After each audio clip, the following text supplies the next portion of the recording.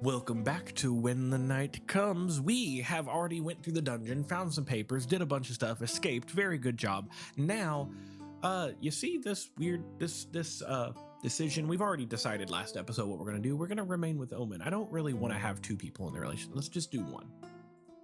It occurs to me at this moment that this is a glimpse into Lunaris. A glimpse into the things these pieces of this playing board, myself included, want to protect. Omen, looking happy and contented, Alcar too, abrasive and harsh Alcar, who was the one to tell me to trust no one, now smiling with only the faintest hint of wistfulness to his brow.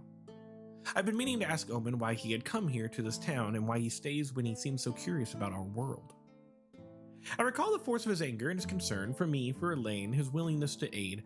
I know I've grown quite fond of him recently, wisely or not, but now I understand. I stand up and come to sit on Omen's other side, taking his hand and linking our fingers together, squeezing tight. Human or creature, mortal as I am and immortal as he is, the things we love and want to defend are the same. Omen studies me for a short moment, even as Alcar scurries away briefly to give us room, and there's a flicker of flame in his brown eyes. Then he smiles, and his furrow to his brow is one of determination. For all that's happened, I'm glad it brought me to you. Yeah, me too. Jewelry clinking, he rests his forehead against mine, the heat radiating from his body as he grounding me as it is warm, and I feel stronger for it. As much as it pains me to leave, I'd better head out. Shame, but stay safe and all that. Not that you need that Chad, big and strong as you are. I turn, getting one final look at him before I head back into the force. I head straight for the shop where I leave the force without incident, remembering my promise to Ezra and August that I'd let them know I was safe. I push the door open and spot Ezra and Finn in a somewhat heated debate. They both straighten up when they see me, Finn apparently too distracted to anticipate my arrival. His eyes are wide for a moment before he settles back into that implacable stillness. Oh, you're back. We were getting worried. He steps towards me, leaving Finn where he's apparently stuck in place. Finn, you said you found Fiyero. I'm so relieved. Finn said you found Fiyero. Yeah, he's alive. We should get him out of here as soon as we can if they aren't exactly treating him with kindness. I look at Finn, anticipating an outburst. It'd be justified. They've been taking his blood and starving him. What for? What could they possibly need with his blood? I see a hint of black flicker in his wides of his eyes, the first time I've witnessed his poised facade wavering, a glimpse of the creature that lingers within him. Ezra reaches out and lays a hand upon his arm, a warning. It works, calming whatever threatens to surface. I'm sorry, I didn't mean to. We'll get him back, obviously. Finn pulls his arm away, the movement a little too quick to be anything other than agitated. There's a clear and unusual tension between them tonight, something that I cannot quite place. I seem to be collecting secrets? I seem to be collecting secrets quite efficiently lately, so it can't hurt to pry another, and maybe help diffuse whatever this is. Are you two okay? Finn almost looks straight through me. Ezra's eyes widen, but he recovers quickly, his smile strangely earnest. What do you mean? I don't mean to interfere, but you both seem so tense. Is something wrong? We just had a little disagreement. It happens, especially with all of this going on. Ezra's gaze snaps to Finn, eye contact fixing and holding before Finn exhales sharply, apparently willing to be a little more open than the witch. With everything that has happened, I made the decision that I would be more mindful and keep my distance from Ezra. Him being seen with me made the enforcers make his life a living hell, which he will vigorously deny. Ezra opens his mouth to protest, but Finn pointedly continues. He softens, a fond look in his eyes as his gaze flicks between us. You cannot live your life with them breathing down your neck. I know what they do to people who they feel threatened by, or who they'd like to use as a scapegoat. Look at Fiyero. You hold knowledge from working with them. They're afraid of you. I refuse to stand by and let those I care about get hurt. I've had enough, and if staying away helps them get off your back, helps protect you, then so be it.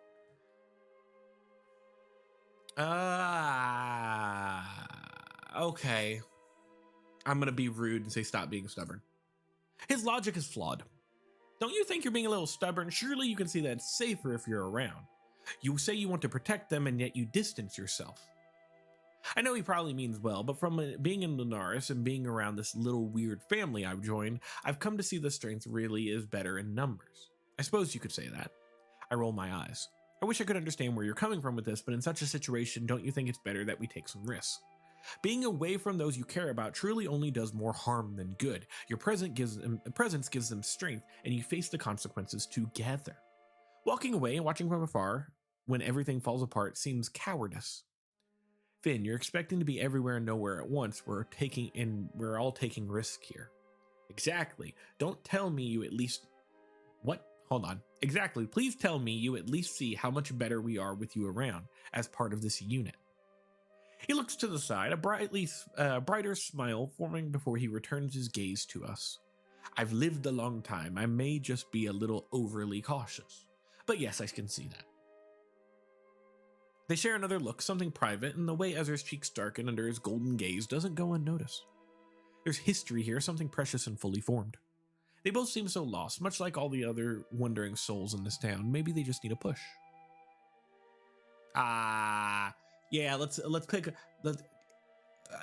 Okay, so obviously Ezra has feelings for Finn.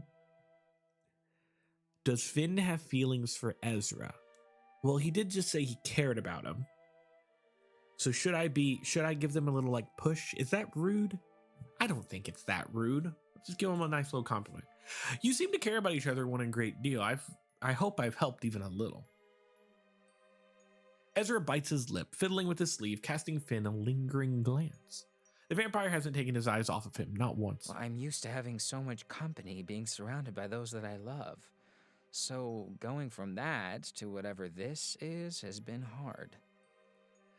I do care about you immensely, Finn says.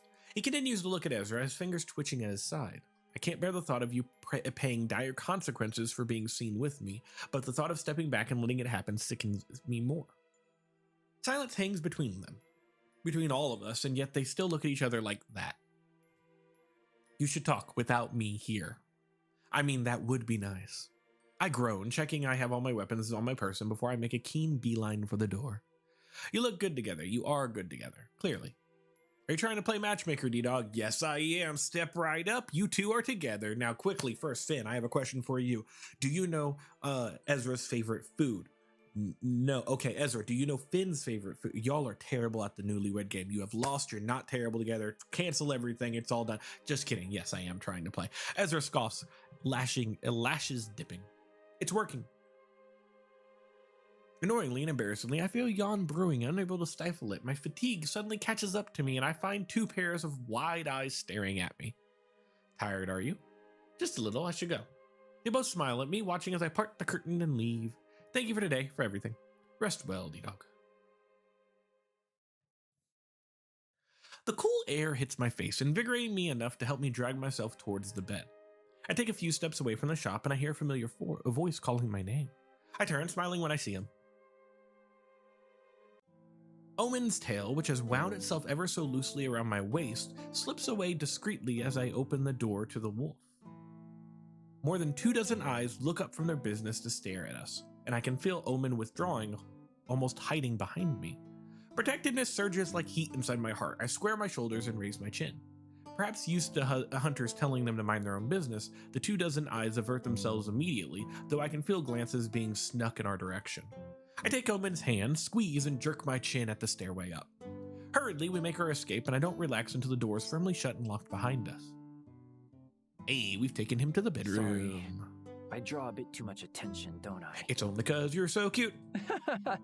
Oh, made him laugh. He blinks when I frown, then laughs quietly, the sound sharp. He reaches for my face, cradling it in his hand so gently and so dearly, like I'm some beloved dream that could disappear at any moment. His feelings are so naked on his features, and his smile and his soft eyes that I almost feel suffocated. I draw in a sharp breath over the thundering of my own heart and reach up to grasp his hands. Oh, nope, we kissing him. Let's go, boys. Omen closes his eyes and leans his forehead to mine, his warmth comforting. They can't help but stare. How beautiful you are. Look at me. I'm so good at this. Score another one for Ddog. Too kind, Sehewa. I don't ask him what that means, simply enjoying the way that it sounds as it rolls quietly off of his lips. Ah, yes, I'm your Zoe. Omen steps back and presses a finger to my mouth, grinning. Besides, yours are the only eyes that I'm interested in having on me. He walks away, stepping back towards the bed, and I follow him. My hand settles on his waist, his arms falling around my shoulders, our lips brush, and my heartbeat starts going triple speed. Everything has been so chaotic, so groundbreaking. I just want this one quiet moment with him. Just this one. Then, of course, fists bang loudly on the door. Who the fuck is being a cock blocker? How dare That's you? unlucky. You've had a long day. Sit. I'll see who it is. Maybe I should be the one to answer. You are a demon after all. Omen pushes me down on the bed before I can protest and almost runs for the door. I can see fire wisps forming at the ends of his auburn hair, and I can see the redness of his long ears. Then my heart sinks. Hold on, you might not want to open it. You do. Then before he reaches the door, it slams open. Oh, God. I told you this was going to be bad. There stands a bloodied and beaten Aurora, a disheveled shell of the calm and collected woman I just met a week ago. Hello? Why are you? I stand by his side, Omen's side, both of us in a defensive stance. He steps back towards me, one arm held out as though to hold me back. No, to protect me? Hardly needed, as I can see the glance of the woman bears no weapons. I put a reassuring hand on Omen's back anyway and can feel him relax under my touch after a long moment. When he glances at me, the whites of his eyes are black, his pupils narrow and eyes glowing, but he inclines his head and crosses his arms instead, tail lashing in agitation. Aurora, what are you doing here? She leans against the doorframe, leaving a bloody handprint upon the wood. With a deep, ragged breath, Hunter, I think I may require your assistance. Oh man, I was enjoying that music. I think I may require your assistance. You already told me that. Her eyes quickly take in the sight of Omen, and I stand before her. Duty will suffer no distraction, will it? My cheeks burn with that Aurora might have done almost borne witness to, and behind me I can all but feel Omen's similar embarrassment. His hand rests slightly on my back, however, a spot of warmth, his tail slung loosely around my waist. He isn't running away, and that feels like such a reassurance. Though I'm not sure how grateful I am to know that Aurora will notice this too, but that will have to wait. I step forward and offer Aurora my hand, and she smiles, though it's just wide-eyed, an almost off-putting one as she accepts my help into the room, pulling the door shut behind her. Why are you hurt? Rest easy, I'm more than capable of getting myself out of trouble. Yeah, it doesn't answer my question. Her face falls serious, and Aurora leans back on her heels, exhaling. She looks a lot like she regrets coming here in the first place. Then what brings you here? She fixes me with a sharp, hard stare. I had a run-in with that poor creature on my evening walk. The one that's been giving you hunters some real work to do. My blood runs cold just as at her words, more of a matter of fact the way she said it. Omen's warm hand on my own startles me. I look down to realize I've been gripping my weapon, white-knuckling. I have to make a conscious effort to release it. I give him a grateful glance, to which he smiles and clears his throat. He steps between us, unaggressive yet distinctively shielding. Who else knows? In the graveyard, on my walk. As I said, no one else but you two for now. Aurora's expression visibly sours.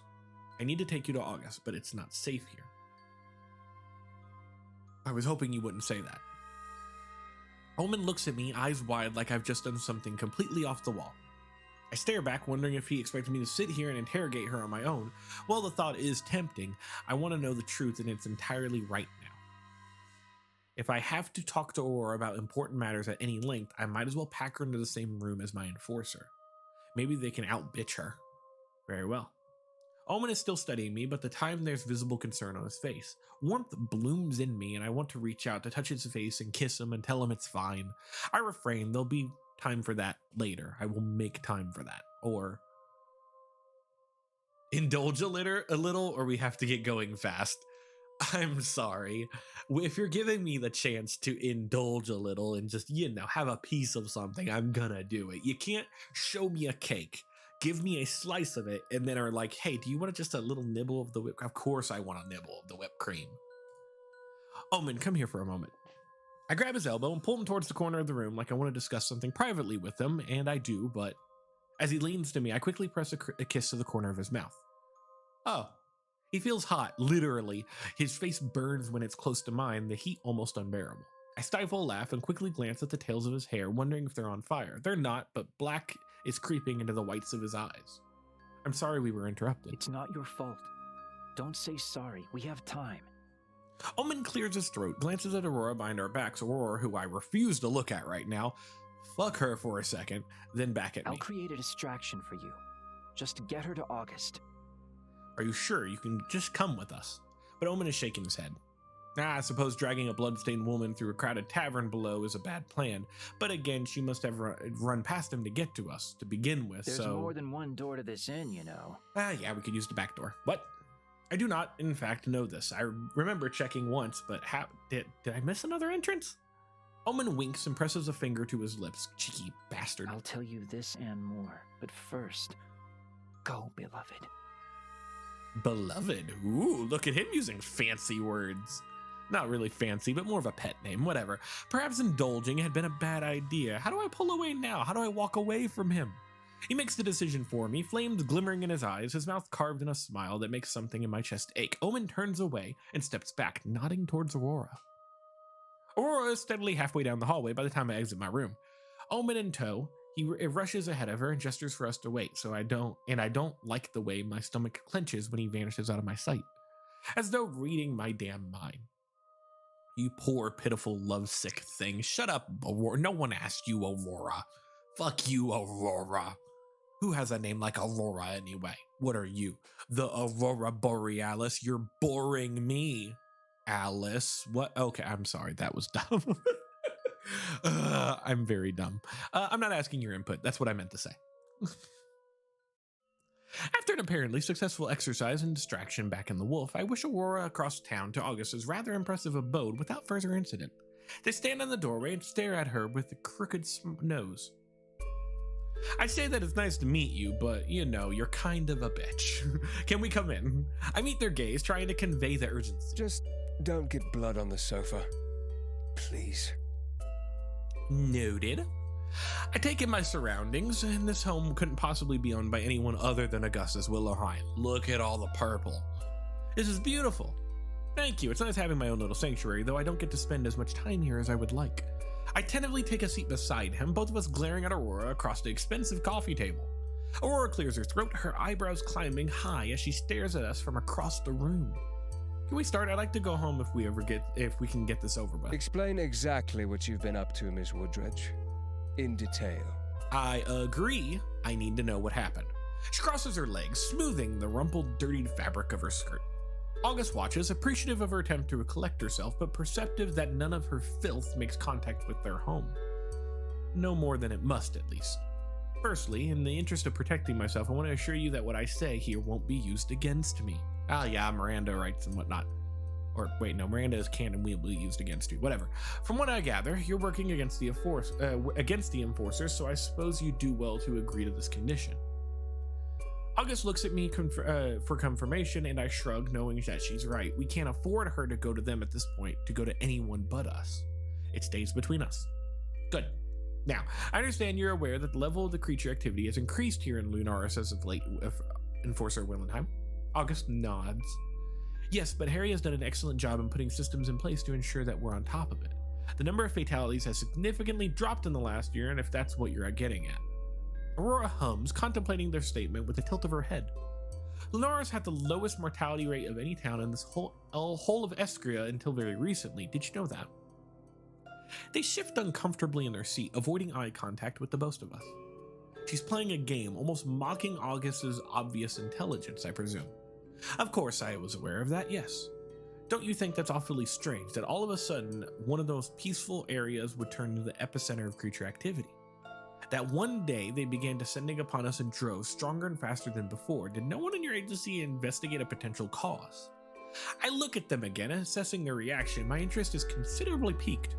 Lunaris was never on my radar before I was called here. I only knew of its existence because of Harry and James's notoriety, so I certainly didn't know this. Escria is made up of cities and towns far larger than Lunaris, so for Aurora to claim that this sleepy little place is the hotspot for creature activity is beyond alarming. August?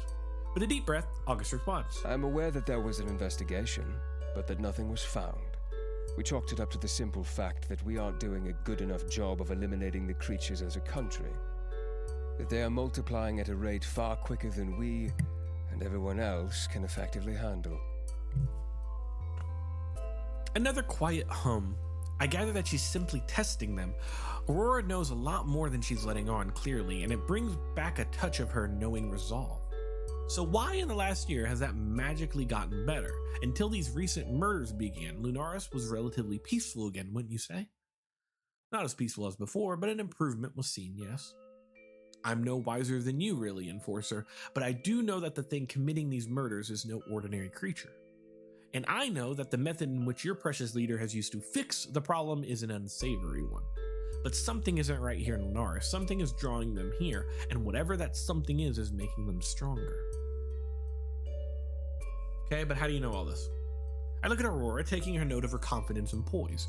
It's impressive, but I can't help but wonder how the hell she knows all this information she's just unloaded on us. You know an awful lot about Enforcers, even more than us, apparently. How? She shrugs, nonchalant, not quite the gravity of the situation, I feel. People talk. To the twins that alienate everyone by telling them they deserve to get gobbled up by monsters for daring to be afraid. Sounds unlikely. Believe it or not, there are people in this sad little town that are more afraid of the Enforcers and your hunter pets than they are of the monsters. They see you talking to the things that lurk in the catacombs, the vampires, the lichen, the demon. They may smile and seem friendly, but they are much of an untamed creature as the ones that lurk in the woods that you don't allow to drink in the tavern or sleep in your beds. Okay, what happened last night? Tell us what happened last night. How did you find the creature? Were you trying to feed it? Aurora daintily clasped her hands in her lap, taking her time to respond. I often check the graveyard and the forest surrounding the Aibek before I sleep. I like to know that there's no creatures out there that may need my help. You have Lux for that, but does she not do her job sufficiently enough? Lux is an incredible guard, but she doesn't care for the creatures in the way I do. She simply serves to protect us, not them. Why do you require a night guard exactly? Before Aurora can speak, Augustus pipes up. Because we were fed up of them calling in problems and using up our limited resources. The only real issues they ever had were some angry townsfolk with a kitchen knife. If you hadn't already noticed, Aibek isn't exactly popular around here, so we assigned Lux as unofficial guard to keep watch. Anyway, as I was saying, I did my usual nightly check and I heard something in distress in the forest. I found a creature, a ghastly looking thing, but it was crying. Right? August lets out a tiny burst of laughter, quickly covering their mouth once their sound had escaped. Cannot explain, but that's what it sounded like, hunched over against a tree trunk, clutching the bark, just wailing. I approached it simply ignored me and retreated to the forest. But she holds out her arm, the gash is deep and angry. As you can see, it wasn't so uninterested in me this time. It attacked me, pinned me to the ground. I only escaped because it heard something and scurried off. Yeah. I look at August and they're pinching the bridge of their nose, their eyes closed. I watch as August rises and walks to stand in front of the fire. Aurora hasn't taken her eyes off of me, her expression is inscrutable. You need to see a healer. She shrugs, uncaring, sparing her bleeding arm in a fleeting glance. Like I said, it's just a scratch. He's right. You don't know what the hell that thing is. And you're already unsettling enough without suddenly sprouting horns. God, it makes sense. Could be like a werewolf type thing. You get attacked once and now you're suddenly one of them. You should seek out Ezra. At least we know he'll be discreet. She stands and quickly heads to the door as the moment to leave this place couldn't have come any sooner. Before she reaches for the handle. Wait. Yes? Don't forget this kindness we've shown you here tonight. We could have thrown you in the dungeons for what you've been withholding, but I'd rather not see someone else disappear. Though our beliefs may differ, we are here to protect you. I stand to join them, a show of solidarity in that promise. Aurora may not believe their words, but their purpose is and always has been to protect everyone. Stay out of the woods, Aurora. Creatures like this are not something you should play house with. Make no mistake, this is something that even you cannot feel sympathy for. It's killed mindlessly and unprompted. She smiles, and for the first time it seems genuine, if not a little reserved. I'll come straight to you if I see it again, and thank you. I'm sorry that I brought her here. You did the right thing, don't apologize. I take a seat, sinking deeply into the cushions with a grateful groan. Is it bad that I remain unfazed by such conversations, not knowing a bloody thing has come the norm apparently? This town is infested with secrets. I can't wait until all of this is over, if it ever will be. How am I supposed to do my job and protect these people when I'm left so in the dark? You care enough to keep trying, and that's all that matters. The people of Lunaris are lucky to have you. Thank you. You're welcome. It'll be morning soon. With a heavy sigh, August curls their legs up beneath them. Yet another night of no rest. What's new in this town? I suppose I'd better try to get an hour or two of sleep. I'll head back to the wolf and attempt to do the same. We'll reconvene tomorrow. Sleep well. Is Omen still in my bed? This is the Aibek. Why are we here? I wake barely refreshed, but with an inkling. A gut feeling or something. The Aibek is more desolate than I remember. The doors open easily, though, even though there isn't anyone to greet me, and the chapel within has only pockets of sunlight where it streams through the cracked windows. The rest is drowned in shadows, but shadows that I know are safe, I guess. My instincts warn me of nothing else other than the two bright presences perched atop the dais of the far end of the room. And as they are here, I feel I don't need to worry about my own safety. Strange that I feel the same way about two demonic entities at the highest class, me, a hunter alone in this abandoned temple, like the plot of the corny horror novel. Elaine and Omen's conversations peters out as I close the door behind me and approach them. The way they tilt their heads in perfect synchronization reminds me eerily of the Woodridge twins, but their expressions are quick to change to big similar grins. Ddog! Omen hops off the dais and starts towards me, arms outstretched. I see a flash of sheer relief and happiness on his face, opening my arms in surprise before he has his arms around me, pulling me close. His warmth is a shocking contrast in the winter chill, but not an unpleasant one. As I hold him, a flood of relief leaves me lightheaded. He's fine, I'm fine. How soon before any of this changes? I let my chin rest on his shoulder, breathing in deep the scent of him, of brimstone and hearth. It feels like a small, comforting eternity before he lets me go. His hands come to rest on my face. However, as Omen tilts his head, eyes searching my expression. You got to August safely? I mean, I'm here, ain't I? Yes, and Aurora was cooperative over questioning too. I suppose we're long overdue for miracles. Omen lets his hands slide to my shoulders, then down to my arms where they stay.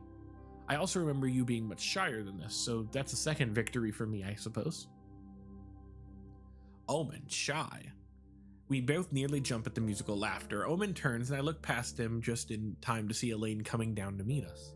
She's looking much better than when I last saw her, though she wasn't so bad off then either. There's a spring in her step, like her aura feels the same as her brother's, and maybe a little harsher around the edges.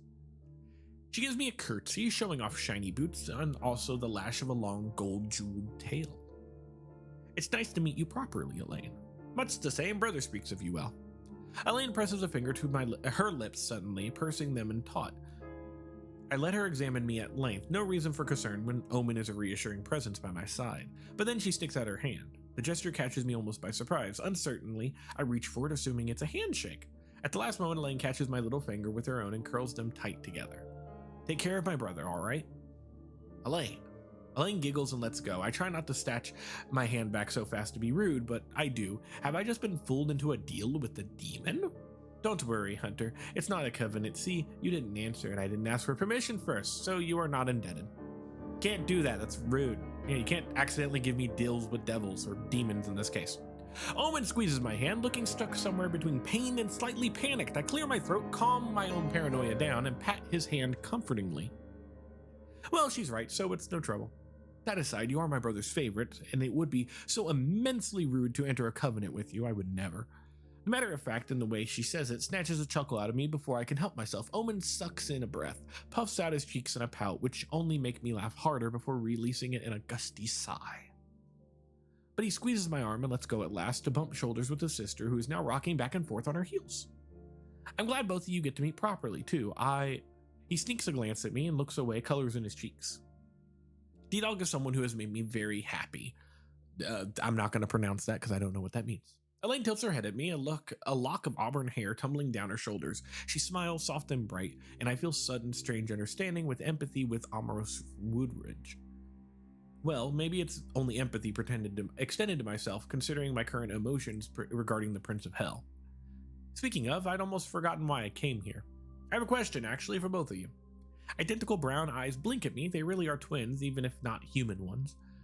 When we were speaking with Aurora last night, she mentioned something. It seems in the last few years, supernatural activity has been at an all-time high in Lunaris. August figured it was only because of the volume of creatures was increasing faster than the enforcers and our hunters could control them, but we now have our doubts. I know it's the instant, and I know instantly I was correct to doubt, so the air around us seems to shift and change. Omen sucks in a deep breath, his hand going to clutch at the back of his neck, eyes averted. Elaine purses her lips and clasps her hands in front of her, but she keeps her gaze on me. For a moment, she's no longer a soft-eyed young woman with large teeth and a pretty smile. For a fraction of that moment, I perceive her as the thing behind those human details. Something old and something an immense gazes at me through those eyes. The pressure near crushes my lungs with the force of her presence. Then it dissipates so fast that I could be convinced I was imagining it. And it's because Omen's hand is on her shoulder. No, it's fine. Ddog isn't trying to. He trails off. Elaine pats his hand, but slides it off to face me fully. The smile is back, if just a little sharper than before, and she raises a hand. I almost flinch, but all she does is point me at my weapon. Can you please remove your hand from that? That's a lot to ask me for that after that little display. Elaine inclines her head. You have a point, I suppose, but all the same, it will do you no good here. She's right, Galen. She's right, galling that she would point it out so matter-of-factly, but even as I reluctantly tear my fingers from the weapon, the answer that I was seeking strikes me. It was you, wasn't it? You're the reason for the increase in paranormal activity around Lunaris? It wasn't her fault, it's mine. Ha! So it's her. She's the problem here. Omen is still rubbing the back of his neck as though wearing an old scar. When he meets my gaze, his aura is dimmed, sad. Omen? Some mortal years ago, I had an argument with my father. He pauses, mouth moving without sound. Elaine shifts on her feet where I watch her from the corner of my eye, but she doesn't move. Her presence is once again extinguished and kept tightly under control. It ended in my departure to your realm. He was unhappy with me leaving and tried to prevent me crossing over. I had to go into hiding, and in the journey between, it's possible I might have damaged the boundaries between our worlds. Here in this town.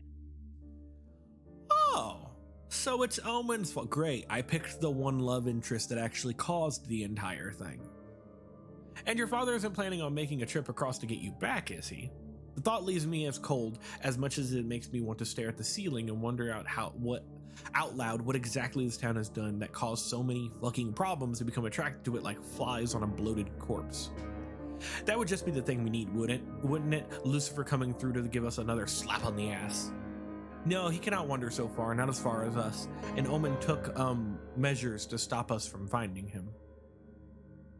She gives Omen a look, but he purposely ignores her. My eyes are on his hand, and he's still using to rub the back of his neck. I assumed it was a nervous habit, but now I am paying close attention. I can see something that looks like it might be a scar snaking out from under his collar. It's difficult to spot, though, as if he's thinking the same thing. Omen yanks his collar up to hide it. Elaine presses close to his side, their shoulders touching, their tails intertwine briefly, almost a hand squeeze gesture of its own, before she leans away and looks at me. We apologize for the danger we have brought upon your place. It isn't me you should be apologizing to, I think. Omen gives me a pained look, but inclines his head. You're right. I didn't know the boundaries would be so badly affected by my crossing. By all means, destroying the brand, the markings that allow my father to seek me out should have been enough. I also hoped the boundaries would heal on their own, as they do. Likely they are, but too slowly. He trails off. Looking at something behind my shoulder, I turn to follow his eyes. Amoros stares at us from where he's half peeking from the front door. His eyes widen like a cornered rabbit when he realizes we've noticed, but before I can even open my mouth to reassure him, Elaine makes a gleeful little noise and runs to Amoros. Omen snorts, the sound almost a laugh. I was almost afraid that you don't like him. He kept the news of Elaine's arrival from me. That should be enough for me to resent him. He says that, but his eyes are soft as we look on. Elaine is holding Amoros' hand now, who looks remarkably less afraid, and whatever they are talking about is too low for me to hear, but his smile is bright. I see her smile too, and her tail curls affectionately around his waist, as her brother's curls now around mine. We make our choices about who we love and why. It would be wrong of me to assume that Elaine doesn't have good reasonings with hers.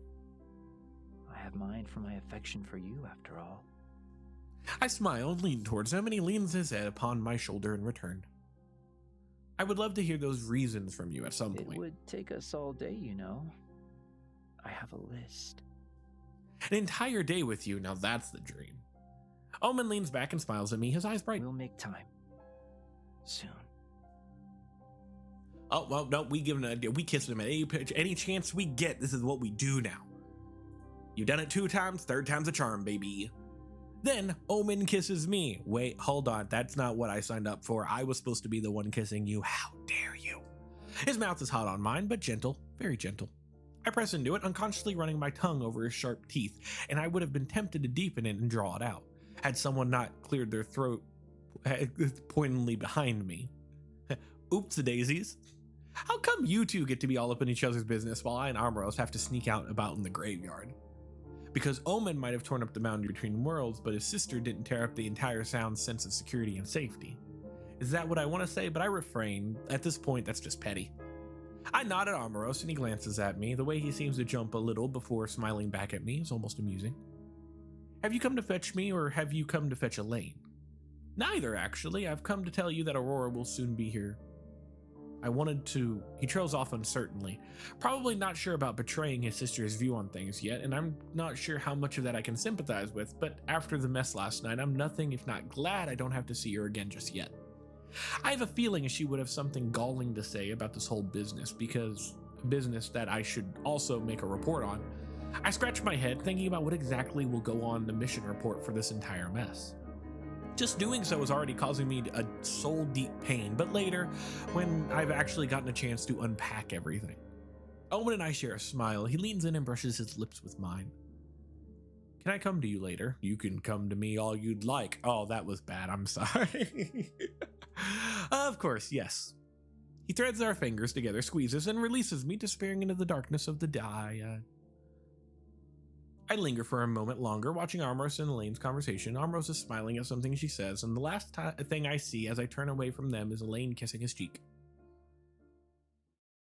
The streets are dead empty when I leave. It's eerie almost, a sudden stillness, as though the town itself is instinctively aware of the wrongness it's experiencing, withdrawing into itself.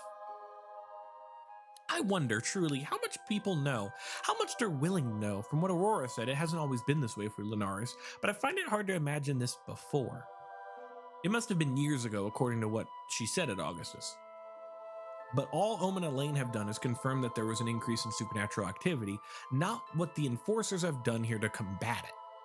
Nor did their affirmation lead anything to ease the growing dread in me, the one that's been sitting like poison in the back of my mind since I first started snooping in August's office for Aya's records just a few weeks ago. I'm a general, but I'm still just another hunter in the end. The enforcers, the allies, the support network at my back all account for much of my success and strength. It dictates, oh my goodness, I can't say this word. It dictates, there we go, how I move, act, think, and what if I can't even trust to hold my weight.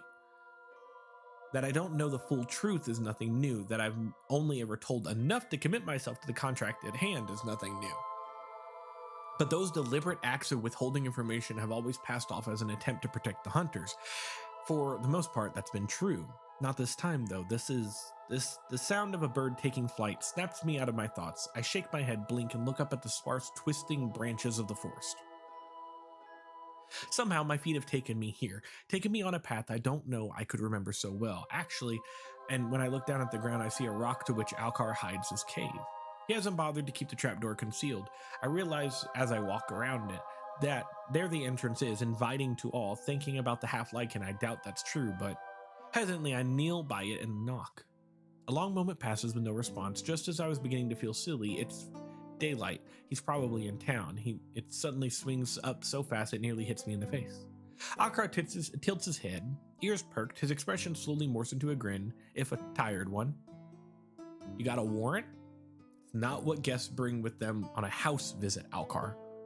Depends. I shift, intending to sit, since honestly I'm not sure if he's going to let me into the house.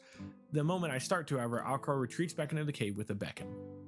He's already gone, and if I don't follow the trapdoor is going to fall on my knees, so I hastily follow him down. The latch is a little difficult to work out, but after a moment I manage to fasten it the way I think it's supposed to be fastened. By the time I get into the cave properly, which looks the same, with just a bunch of messy blankets and pillows and on one of the benches, proof that he really did just wake up, Alcorstead is already across the room. I watch him throw firewood onto a small stove and put a kettle on a boil. What brings you here, mighty hunter? I don't know, but we're gonna find out next time. Oh yeah, I had to end it. I know it's what I have to do. I hope you all like this video. I hope you all like this series. I'm having fun. Goodbye, everybody.